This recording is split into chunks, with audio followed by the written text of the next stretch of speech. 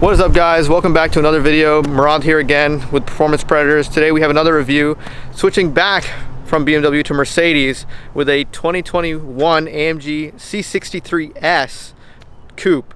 Once again, this car is Nathan's. He got it a couple weeks ago. It is an absolute beast with the S package and everything you could imagine. So once again, he knows quite a bit about this car, so I'm gonna let him do the introduction, do the talking about it. Hi there, I'm Nathan Drew. This is my dad's new C63s Coupe.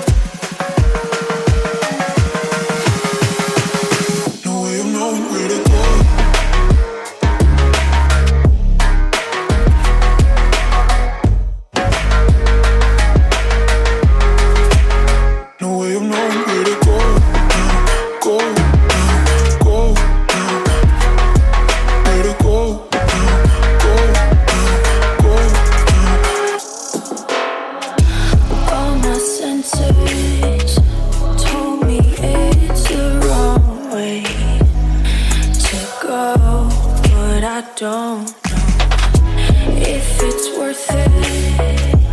Oh, it's always the wrong day to show, and I don't know.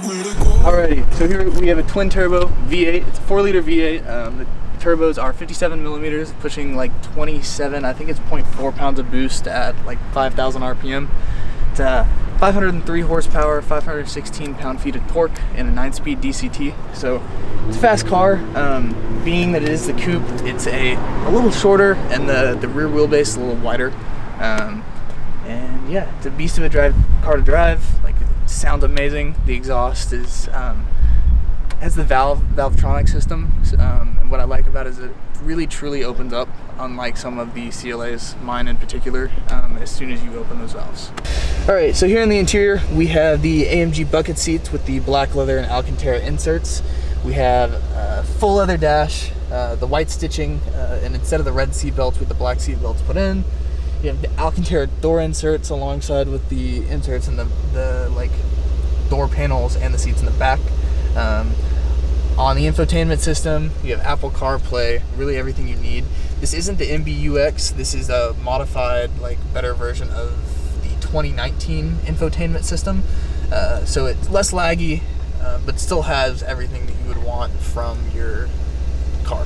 Alright, so it really didn't miss any buttons here. You have the auto on-off, exhaust function, suspension tightening, traction control button, manual mode, your dynamic select, volume, and then different with last year's cars, they completely took away the touchpad, and that's only for the coupe variants. I believe the sedans still have it.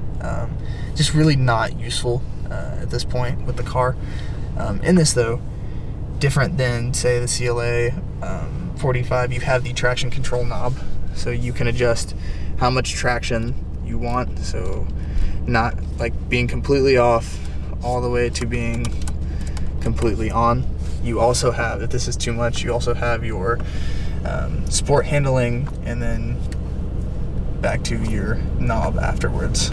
And from that, you have I think it's 3 different instrument clusters to choose from.